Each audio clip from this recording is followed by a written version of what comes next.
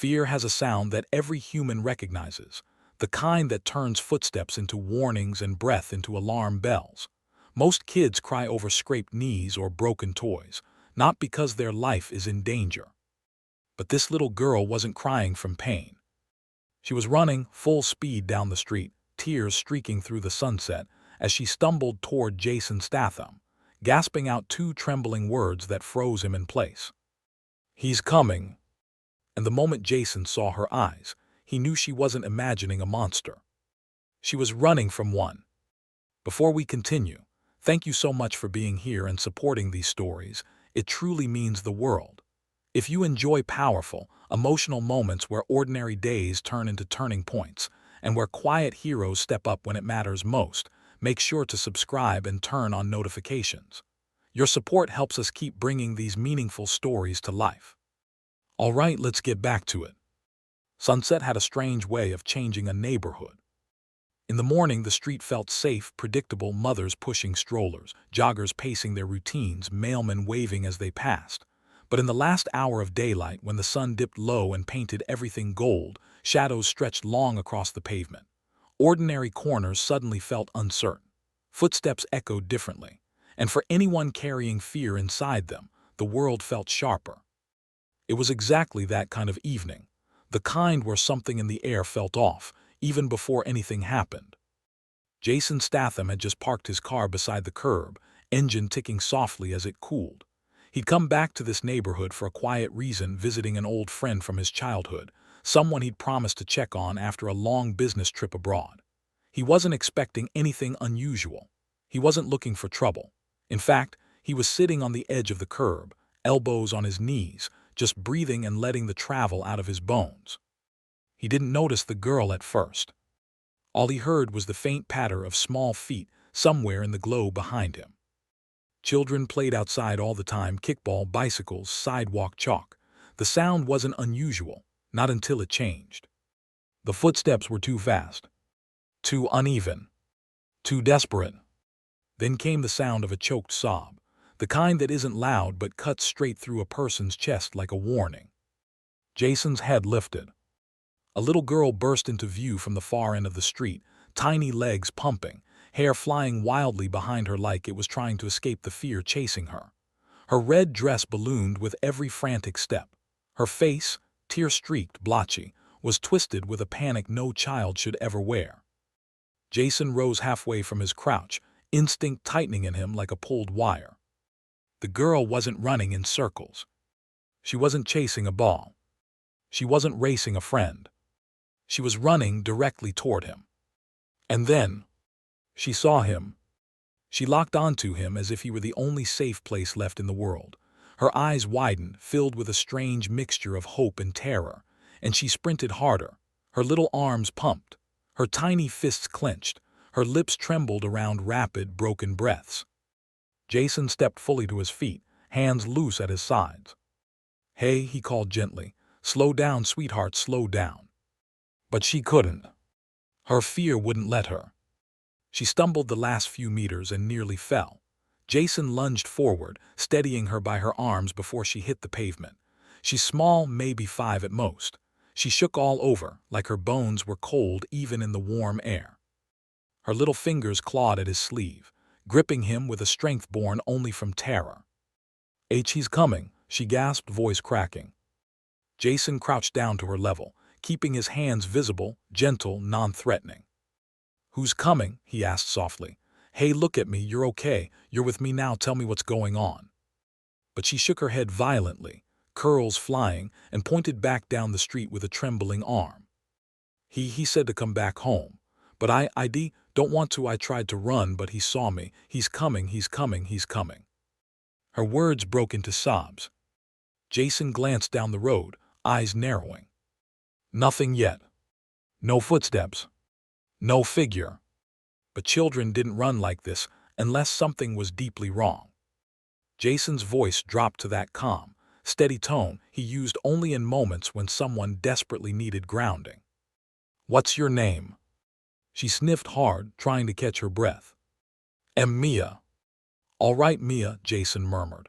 "You're safe with me. I won't let anything happen to you, but I need you to breathe. Can you do that? Can you try?" She nodded shakily, chest rising and falling too fast but slowing as he guided her through a couple breaths. "That's it," he soothed. "Good girl, now tell me, where's your mum or dad? Who are you supposed to be with?" Her little mouth twisted, and her voice went smaller. "My mummy's gone." Jason felt a subtle shift inside his chest. Not anger, not pity, just a deep, quiet sadness. "And your dad?" he asked. Mia hesitated, the way a child hesitates when something dangerous is tied to the answer. He's the one coming." Jason's jaw tightened imperceptibly. Before he could ask more, Mia suddenly froze, staring past Jason's shoulder. Her eyes widened again, too wide, fixed on something he couldn't see yet. Her little hands clutched his sleeve, knuckles white. "He's here," she whispered. Jason didn't turn immediately. He lowered one hand and placed it gently on her back. "You stay behind me," he said softly. "Keep your hands on my jacket, all right?" She nodded, pressing close. Only then did Jason turn his head toward the far end of the street. A lone figure appeared. Tall, shoulders hunched forward, walking with a heavy, uneven stride. The distance blurred the details, but even from here Jason could sense something off. A kind of tension in the man's posture, a distorted silhouette of aggression, like someone fueled by adrenaline and anger, not concern. Jason didn't move, didn't flinch. He only adjusted his stance slightly, angling himself in front of Mia. As the man grew closer, his voice tore through the air, sharp, furious, slurred at the edges. "M.I.J." The child flinched. Jason didn't. The man's pace quickened into a half-run, boots pounding the pavement. His breath came in harsh bursts, his face red with frustration. He stopped a few feet away, chest heaving, eyes wild, then glared at Mia like she was the cause of his rage. "You little brat, when I say come home, you come home." Jason's body stilled the way cliffs still the sea, an immovable, calm obstacle against incoming violence. "She's staying right here," he said quietly. The man's eyes snapped to him. "And who the hell are you?" he spat. Jason didn't blink. "Someone who heard a child crying for help." "She's my kid," the man barked. "Mind your own business." Jason tilted his head. "Didn't sound like she wanted to go with you." The man scoffed, stepping forward, breath thick with bitterness. "She's just throwing a tantrum. Kids cry, you don't know anything." Jason didn't move an inch, but his voice dropped colder. "I know fear, and that wasn't a tantrum." Mia shrank behind him, fists gripping his shirt. Jason lowered one hand behind his back until his fingers brushed hers, another grounding gesture. "Tell him, Mia," the man demanded. "Tell him you were coming home." The girl said nothing. She just pressed her face into Jason's side, shaking. And that silence said everything. Jason's voice remained level, low, unshaken. "You need to step back." The man's jaw clenched. "Or what? You gonna fight me in the middle of the street, tough guy?" Jason didn't answer the question. He didn't need to. Because at that exact moment, Mia made a tiny sound. A whimper. Barely audible. But enough. Jason spoke with a tone that could have turned steel to dust. "You're scaring her." "She's my daughter," the man snapped, "and you need to stay the hell out of." Mia suddenly broke, gripping Jason's hand. "Don't make me go," she cried, "please." Jason felt her tears hit his knuckles. Something shifted inside him then, subtle but irreversible. He stood fully upright and faced the man with a quiet, lethal calm. "That's it," he said, "you're done." The man laughed short, loud, disbelieving. "She's my kid. I can take her home if I want." Jason's tone stayed steady, but the edges sharpened. "Not tonight." The man lunged forward, trying to push past him. Jason's hand rose, not fast, not aggressive, just firm, and stopped the man's chest like a steel barrier. Barely any force, just enough to halt him cold. "You touch her again," Jason murmured, "and this becomes a very different conversation." The man froze, shocked that someone would intervene, shocked that someone could stop him so effortlessly. "What are you, her bodyguard?" he spat. Jason shook his head once. No, just a man who doesn't look away. Neighbors were beginning to peek through windows. A couple stepped outside onto their porch. Someone whispered, "Is that man yelling at a kid?" Another murmured, "Look at her, she's terrified." The man saw the growing attention and snapped at Jason. "You're making a scene." Jason's eyes didn't even flicker. "I'm protecting a child." The father sputtered, furious. "You don't know anything about our situation." Jason's reply was quiet, devastating. "I know what a child looks like when they're running for their life." That landed hard. The man faltered, rage wobbling into brief uncertainty.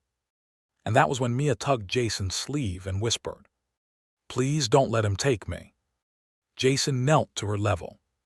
"I won't," he promised, voice warm enough to break anyone's heart. "But I need to ask you something important, and you answer only if you want to, okay?" She nodded, lip trembling. Jason brushed her hair back gently. "Does he hurt you?" She hesitated. Just a second. But trauma hides in hesitation. Her silence was the answer. Jason stood again. His entire demeanor changed, not violent, not explosive, but stone cold. The kind of calm that meant there was no more debate. "You need to leave," Jason told the man. "And you need to stay out of my family," the man shouted. Jason didn't move. "And you need to get very, very far away from her," he replied, "before you do something you regret." "I already regret stopping," the man roared. "Give me my daughter now." Jason didn't. Instead, he took a single step forward. A slow one. Purposeful. The man stumbled back instinctively. Jason spoke softly, so softly the words felt heavier. "You're not taking her. You can't stop me." Jason's head tilted. "I already have." Mia pressed closer. The man sputtered, rage, frustration, humiliation boiling together. Then he reached for her. Fast. Stupid. Jason stepped between them with the speed of someone who had lived through too many situations just like this. He didn't hit him. Didn't shove him. He simply caught the man's wrist midair and held it still, unmoving, unshakable. The man winced. "Let go," he hissed. Jason didn't. "You're done," Jason repeated softly. "Walk away." The man tried to yank free. Jason didn't budge. "You don't know who you're messing with," the man spat. Jason leaned in, just enough for the man alone to hear. "Neither do you." The man's bravado cracked. Fear flickered across his eyes. His wrist trembled in Jason's hold. Finally, Jason released him. Not roughly, just decisively. "Leave," he said again. This time the man did. He backed away slowly, eyes darting around at the watching neighbors, at Jason, at Mia. "This isn't over," he shouted. Jason said nothing. He didn't need to. Because everyone watching knew exactly who no longer held the power here. The man turned and stormed down the street, fists shaking, muttering curses that faded into the evening air. When he disappeared around the corner, the neighborhood seemed to exhale. Mia sagged forward, gripping Jason's leg, sobbing into the fabric of his trousers like everything in her had finally collapsed. Jason knelt again, gathering her gently without crowding her. "You're safe now," he murmured. She nodded against his chest, her tiny arms wrapped around him like he was the last solid thing in her world. Jason glanced down the street once more, eyes narrowing slightly. "This isn't over," he whispered to himself, echoing the man's threat. Except when Jason Statham said it. It meant something very, very different. Mia's sobs softened into quiet hiccups against Jason's chest, the kind that made her whole tiny body shake with each breath. Jason didn't rush her. He didn't tell her to stop crying or to calm down. He just held her lightly, giving her space to feel safe for the first time in what felt like years. A porch light flickered on a few houses down. A woman stepped outside, concern etched into her face. "Is she all right?" she called out. Jason shook his head gently. "She will be." He lifted Mia into his arms, carefully making sure she was comfortable, and walked toward his car. The sunset had melted into early night, shadows growing thicker along the sidewalks. The world felt quieter now. too quiet. Jason opened the back door and set Mia in the seat, kneeling in front of her so he could look her in the eyes. "You're not going back to him," he said softly. She wiped her eyes with the back of her hand. "But he always finds me." Jason's jaw flexed, anger controlled, contained, but burning. "Not tonight, not while I'm here." Her breathing steadied, the terror fading slowly like a storm passing across the horizon. Jason closed the door gently, circled around to the driver's side, and paused with his hand on the handle. He could feel it. A presence. Someone watching from the darkness beyond the streetlights. Jason slowly lifted his head. There, half hidden behind the trunk of a tree, stood the father. His silhouette trembled with rage, shoulders heaving as if he were barely holding himself together. His eyes gleamed with hatred, focused on the car, on Jason, on Mia. Jason's voice carried across the quiet street, low, calm, dangerously even. "You follow us," he said, "and you won't like where the night ends." The man stepped fully into the streetlight, sweat glistening on his forehead. "You think you can steal my daughter?" he spat. "She's trying to escape," Jason said. "There's a difference." "She's mine." Jason's eyes narrowed. "Children aren't possessions." The man's lip curled. "You don't know anything about me." Jason stepped closer, not threatening, not aggressive, just present, powerful in stillness. "I know enough," he said, then with a quiet steel, "and I'm about to learn the rest." For the first time the father faltered, the bravado slipped, fear crept in. Jason opened his car door, but his eyes stayed locked on the man. "This is your one chance," Jason said. "Walk away, go home now." The man hesitated, just a second, then spat on the ground and backed off. "You're dead," he hissed. "You hear me, dead." Jason stared at him with a calm that made the man stumble back. "You tried threatening someone who ran to me for help," Jason said. "There's nothing left you can say that makes a difference." The man backed away, retreating into the shadows, swallowed by the night. Jason got into the car and drove. Not to the police, not yet. He drove where Mia directed, small, hesitant fingers pointing the way through quiet neighborhoods, until the houses grew older, darker, more worn down. A single porch light flickered on a decaying house with peeling paint and a broken mailbox. "That one," Mia whispered. Jason parked, turned off the engine and faced her. "You don't have to go inside," he said gently. She shook her head quickly, eyes wide. No, I don't want to go in there." "Then we won't," Jason said. She hesitated, fiddling with her dress. My mom used to take me to the backyard. She said I could hide there if I was scared. She said no one would find me there." Jason nodded. "Then let's go to the backyard." He carried her out of the car, scanning the area carefully. A lone streetlight buzzed overhead. Leaves rustled. Somewhere in the distance a dog barked. They walked around the house. And then Jason saw it. A small, overgrown yard, a rusted swing set, a faded plastic slide, and beneath the tree, half collapsed, stood a tiny wooden playhouse painted light blue. Mia's voice softened. "Mummy painted it before she got sick." Jason set her down gently. She touched the wall with her fingertips, tracing chipped paint. He crouched beside her. "Mia," he said quietly, "is he always like this, your dad?" She didn't speak at first. She just looked down, as though the ground itself held the secrets she couldn't say aloud. "He gets mad," she whispered. "A lot. And then he says it's my fault, everything is my fault." Jason's heart clenched. Children weren't born believing they deserved pain. They were taught. "What happens when he's mad?" Jason asked, voice soft. Mia wrapped her arms around herself.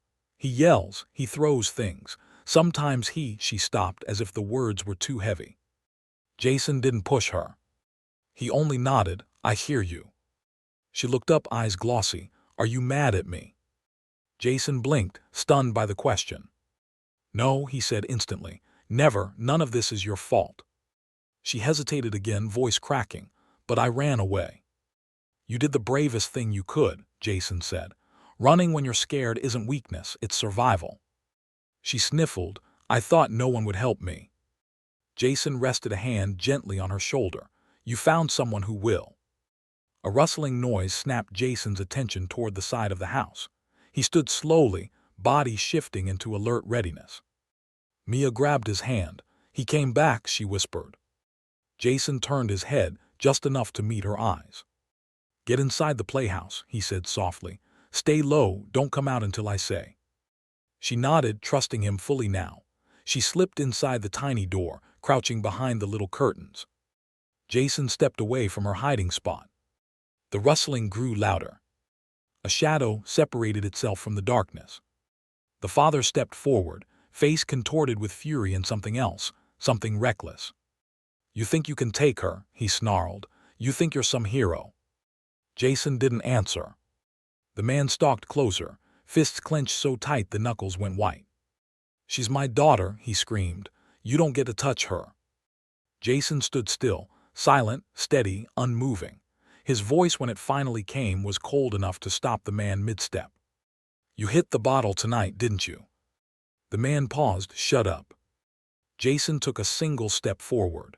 "You've been drinking. That's why your walk is uneven. That's why your breathing is off. That's why you came up the street shouting like a madman." The man laughed, but it wasn't a confident sound, more like something cracking under pressure. "You think you know anything?" he spat. "I know you scared your daughter so much," Jason said. "She ran to the first person she saw." The man's eyes flickered, guilt fighting with rage. Jason lowered his voice even further. "That girl is shaking in a toy house right now. Do you know what that means?" The man didn't answer. Jason took a step closer. "It means she's been terrified before, many times." "Shut up." She's lived with fear long enough to know exactly how to hide. "I said shut up." The man lunged. Not smart. Not calculated. Just raw, sloppy anger. Jason caught his arm immediately, twisting just enough not to hurt, not to punish, but to stop him cold. The man dropped to one knee, breath punching out of him in shock. Jason didn't tighten his grip. He didn't inflict pain. He just held him still, an unmovable force, while the man tried and failed to break free. "This," Jason said quietly, "is the last time you try to grab her." The man panted violently. You have no right." Jason leaned closer. "You had a right," he said, "and you broke it over and over." The man froze. Jason released him, not out of mercy but because the lesson wasn't physical. It was psychological. The father scrambled back, glaring. "You think you can just take her," he growled. "The police won't believe you." Jason took his phone out of his pocket and clicked the screen. He turned it around. A red light blinked. "Recording." The father's expression shattered. He choked. "You recorded." "Everything," Jason said. Footsteps suddenly sounded from the side gate. A neighbor appeared, phone in hand, breathless. "I called the police," she said. "I saw him chasing you down the street. I saw the girl. I'm sorry I didn't come out sooner." Jason nodded. "You're here now." The father whipped around. No, please wait." Blue lights flickered at the end of the street. Sirens hummed low. The man panicked. "You're ruining my life," he screamed at Jason. "No," Jason replied softly. "You did that yourself." Two officers rushed in. The father tried to run, but Jason stepped into his path, not touching him, simply blocking him with presence alone. The man hesitated. Jason's voice dropped again. "You ran out of chances." The man broke, screaming as officers grabbed him. It took seconds. He flailed, shouted Mia's name, cursed Jason's existence, but the night swallowed his rage. He was shoved into the back of the patrol car.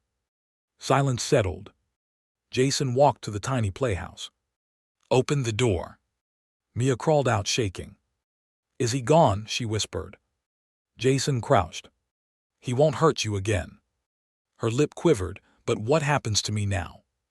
Jason took her hand gently. "You're not alone," he said, "and you won't be." The officer approached. "We'll call social services. She'll be placed safely tonight." Mia tightened her grip. Can you stay?" Jason met her eyes. "I'll stay until you're settled, I promise." Her tiny shoulders relaxed. Jason stood, lifting her into his arms as the night breeze rustled the leaves around them.